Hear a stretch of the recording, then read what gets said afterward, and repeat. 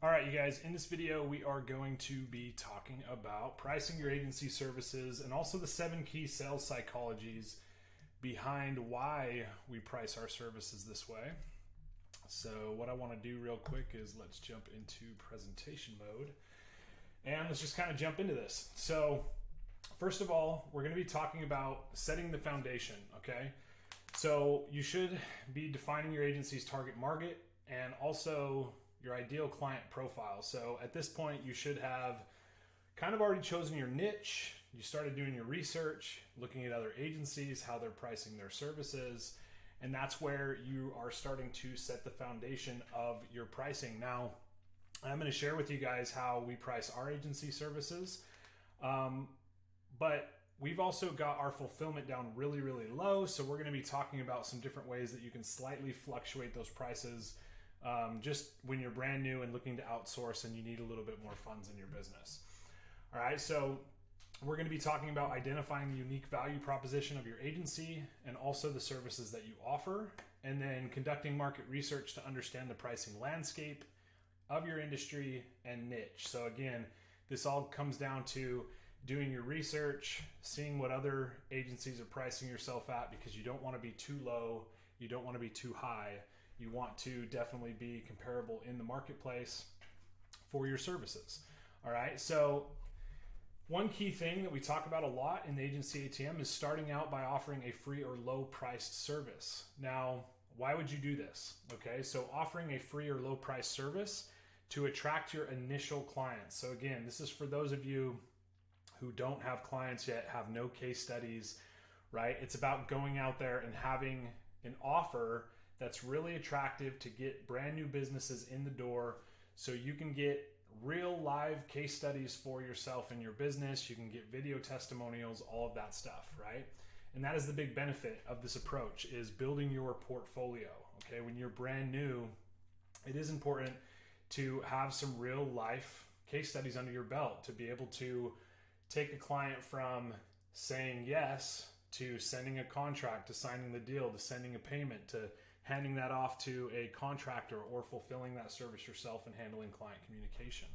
So taking them all the way through the process, so you understand the process yourself and you can start to build out systems and processes for your internal team, but also it's really about getting case studies initially when you're brand new in the industry of marketing, okay? So examples of this could be a basic website audit, right? So you could take someone's website and again, just do a basic audit of their site, telling them tips and tricks to make that better. It could be an SEO audit to tell them different ways that they could improve their traffic. It could be a social media consultation to help the client understand what they could be doing differently with their social media to help them get more customers through the door. One of my favorites that we're teaching in this is database reactivation. Being able to contact a client and say, hey, do you have an email list of previous customers? Why don't you let us take that list and plug it in with an offer, and we will nurture anyone who gets back to us with wanting a deal from you. And essentially what we'll do is we'll help you close more business out of your current client database, and then we'll help you actually set up Facebook ads or SEO or whatever, but we'll actually help you guys close business with your current list to fund doing business with us. And that's a great foot in the door service, you guys. It's very easy to do with Go High Level, and we're going to be teaching that as well inside of this course. So, or it could just be a single campaign ad setup, right? The beautiful thing about UpHex, you guys, UpHex ads that we teach in this course, it is a very simple software that already has templates for most niches inside of there. If you need, we can always show you how on one of our ad build calls, just to build an ad out for a client really, really quickly, how to connect it and how to set up some automations on the back end of it. It's a very simple process, you guys, to set up Facebook ads nowadays, and most people overcomplicate it. But it can be a very simple service add-on that you could do for $297 even, and that could be profitable for you if you do this the right way. So thinking about those foot in the door offers that you can make, where you say, hey, we'll do your Facebook ads for X amount of dollars, and we're going to set up automated email and text messages as well to nurture those leads for you. All I ask is for a video testimonial. Okay. So great way to get a foot in the door. Now, when it comes down to the pricing models, you guys, different pricing models that are commonly used in marketing agencies could be hourly rates, could be project-based pricing, could be retainer fees, and then obviously there is performance-based pricing as well. We are going to be teaching retainer-based model throughout this whole entire course. I'm of the firm belief that, and just so you guys know, I've run pay-per-lead agencies, I've done retainer-based, I've done performance-based, we've done hourly projects. So at the end of the day, what we are looking for is scalability. Okay, retainer-based is our price model because we want people to commit to that $1,000 or $1,500 a month. We want our project and SOPs already in place for our team, and we don't want to have to chase clients for money every month. So we are focused on looking for retainer-based clients. That is ultimately our goal. But there are different ways to price services in an agency, but we are going to be teaching that just because that is what we have found to be most effective with building a system. Okay, there are pros and cons to every single model. And ultimately determining your agency's pricing structure based on factors like overhead cost, market demand, and client expectations. Now, for those of you looking for simplicity, looking for being able to outsource, looking to easily be able to track your numbers and understand your ROIs and everything, that is why we teach retainer-based models here. You don't have to stick to it. I mean, eventually you can do hourly, you can do all sorts of different things with your pricing, but that is what we teach inside of the course, okay? Now, the next piece of this is upselling and expanding services. So inside of this, you guys, we are going to be talking about teammates inside of your team that are and should be responsible for the upselling of services to clients. That is typically going to be an operations or project manager that is handling client communication. And when things are going well with the client, it is the most opportune time to be upselling. Okay, so the importance of upselling to existing clients is to maximize revenue and also deepen that client relationship. When things are going well with a client and you can add on another service and improve their business and they've got ROI from one service, it's like, hey, why not double down, get them even more business with another service, and you're just basically building a stronger and stronger relationship with that client. We're also identifying upselling opportunities such as conducting regular client assessments and understanding their evolving needs as a business, okay? Most of the time, no business is exactly the same. Things constantly evolve. So you're looking for those opportunities as things evolve. And again, that's going to become part of your team culture as well. It's not all on you. Like ultimately, you're going to have teammates inside of your business that this is going to be a part of their world and how they move clients through your processes. All right, so additional services that are upsells such as advanced SEO, content marketing, email automation. Again, database reactivation is a great add-on. If you bring someone in on SEO, as soon as they start getting results or as you build that relationship, you may find opportunity with Google ads or Facebook ads. And it's just an ongoing conversation where when a client's brand new, you may not have a huge relationship with them yet, but as things go on and they get to know you and the trust is built, now you can start offering other services. And many times they're going to ask you for it anyway, especially if you follow our structure and your pricing's on your website, and they can see that you offer other services. It kind of organically happens a lot of times. So pricing strategies for upselling. Okay. The big one that we talk about is like tiered pricing, you guys, offering, different service packages at various price points to cater to different client budgets and needs. But honestly, like I put on the last mark here, effective pricing communication when presenting upsell opportunities to clients.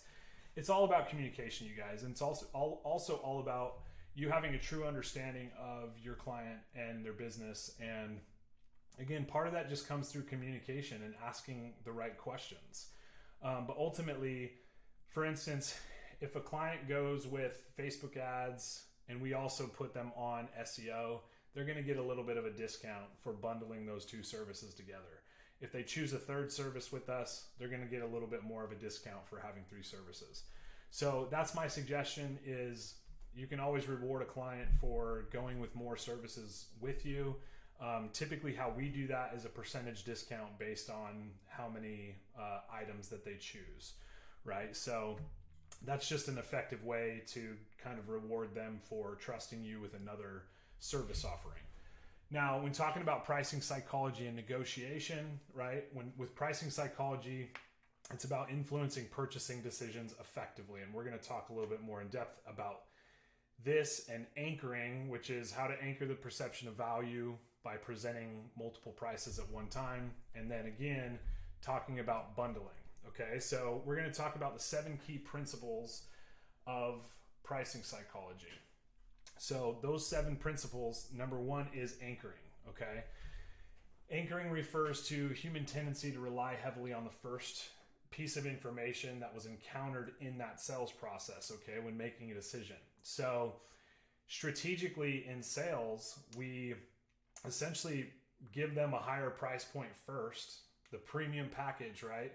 And everything that comes after that, subsequent prices may appear more reasonable or affordable. So think of it this way. If I've got someone on a sales call, right, and I take them to my pricing page, I kind of want to scare them with the big package, but also we're doing it in a way of like, hey, this is what the bigger companies do. This is what, when you're looking for fast results and you're looking to get, to the end result, this is the fastest way to do it. However, we do offer this, and a lot of companies go with this middle package here. So what you're doing is right away they're seeing that big price point, right? The largest package on your site. And then you're kind of offering them multiple solutions on that pricing page, and you're kind of letting them do that determination. And the weird psychology that takes place is that a lot of times it's almost like tipping culture, right? When you hand someone a device and it says 25%, 20%, or 10%, they don't want to look cheap and only give you 10% standing right in front of you. And they don't want to over tip because they think it's unfair. So a lot of times they go with the middle decision. The same psychology happens on these sales calls when they're presented with 3 different price points and being told, well, this is what most companies do, and they don't want to go, oh, well, I don't want to go all the way down here because I'm not going to get as fast results. I can't really afford this one, so they're going to settle right in the middle. Okay, that's called anchoring, and it's super effective. It works extremely well. And yeah, I mean, it's not really that big of a deal, because you're really just offering them all of your different packages at one time, and they're making a decision. Okay. So the other thing is called a decoy effect, which involves introducing a third option with the goal of making a target option more appealing. So by presenting a decoy option that is intentionally less attractive, you can make a specific option appear more favorable in comparison. This is almost like the opposite effect, okay? So if you have your starter package and it's got a list of 5 items, but the second item up has a list of 20, in comparison, right, they look at it and go, okay, well, that one's only $300 more, and it looks like I'm getting twice the amount of work, which most of the time is the case, right? A lot of times with like an SEO package, you can get twice the work for $300 more a month. So I don't really like the word decoy, but this is kind of what it's called in the industry. So the point is just that as you're building your packages, right, it's about, hey, here's the starter package, which is your base, right? And if you're using white label providers, I mean, ultimately you're just going off of their packages. But the way that it's listed on your site, it's almost like made very clear on the site and visually that as they move up those tiers, they get a lot more for their money. And that's ultimately what we're talking about here. Price framing. So the way that you frame or present a price can significantly impact how it's perceived. For example, emphasizing the value or savings associated with a price, such as 50% off or save $100, can make the price seem more enticing and justifiable. So again, on a pricing page, if you are doing tiers like this, you can very easily have a this saves 33% off of, this package, or this is basically 50% more of this based on this, so it's just having these little things, because again, psychology wise, people love a deal. They love feeling like in some ways that they're winning as they're choosing these packages. So there's just some strategic ways that we're going to talk about pricing and how to actually list those items on your site to make them more attractive. Price perception. So the way a price is presented can influence how customers perceive its magnitude. Okay.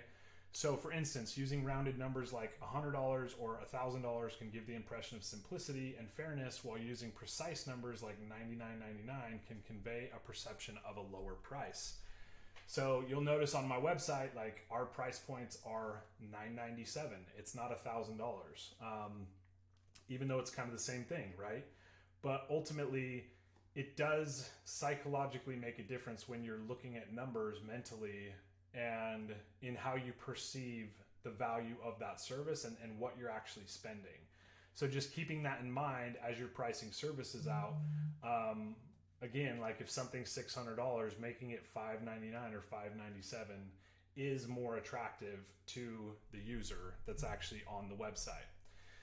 Scarcity and urgency. So creating a sense of scarcity or urgency can influence customers to act quickly and make a purchase. Limited time offers, exclusive deals, or highlighting limited stock availability can increase the perceived value of your offering and encourage prompt decision making. I love this with upselling, you guys, because if a client is interested in multiple services and you say, hey, look, so these are our prices, but if you're willing to give me a decision this week on this and move forward, because I want to work with you guys, I'll give you 10% off the 2 packages. But as long as you make a decision, within the next day or so, I'm willing to do that. I'll pass you on the savings. Let's get going. I want to work with you. Let's make this happen. So it's adding a time frame, adding some urgency, and getting a decision out of that end user. It really, really helps when trying to help somebody make a decision. Because in sales, you guys, that is basically what you're doing. You are helping that person overcome the fear of letting go of money in return for a service. And in many ways, psychologically, you're trying to build trust and close that deal and get them to sign that deal. Even though your service is good, there's still that back and forth in sales where they're kind of am I throwing my money away? I don't know. And as you build more case studies, that becomes way easier, because it's easier for you to say, look, you've seen the videos on my website. I know what we can do for you. I know that this is a good decision for your brand. So what is it that is going to help you get across the line? If I offer you a 10% off today to close this deal, let's shake hands, let's get it done. A lot of times you can get that decision right there on that call. So bundling and unbundling. Okay, bundling involves combining multiple products or services together and then offering them as a package, often at a discounted price compared to purchasing each item individually. Bundling can create a perception of added value and encourage customers to choose the package. On the other hand, unbundling can also allow customers to select and pay for only specific features or services they need, giving them a sense of customization and control. Okay, so another thing to consider, you can always pull out items out of a package. So for instance, if somebody is looking at a Facebook ad package for $997 and they're like, I've only got a $700 budget. And you go, okay, well, here, I can do this. Normally with our $997, we're offering 3 different campaigns. We're doing a bunch of different split testing. What if I did 2 campaigns and, just kind of made some slight adjustments to where we could eliminate some of the work and hours from the team, but still make it effective for you. And we did it for $700. If we did that today and you give me a decision today, can we shake hands and get this deal closed? Right? So just think about, there's always ways with digital marketing and with the fact that you are coming up with these packages and pricing yourself and you're the owner. And you can also get to a point of where you can teach your team this flexibility. Like once you get to the point of having a sales team, like putting some ammunition in their belt where they can actually help get clients across the line, right? You don't always want to be given a discount, you guys. In fact, I'm at the point now where we don't offer discounts on our services. Like if they bundle, sure, we'll give them a little bit of a bundle discount, but we're not really unbundling things. People pretty much pick our packages and go with them at this point. But when you're brand new, like just trying to get deals across the line and trying to get those case studies, you have a little bit more flexibility, right? You're not at that point yet where everything needs to be set in stone. So be okay with being a little bit flexible with that. So that's it for this video, you guys. I hope this helps. We're going to get into another video about really breaking down pricing structure on your website, but wanted to go over this with pricing and pricing psychology. And yeah, hope it helps, and we will see you guys soon.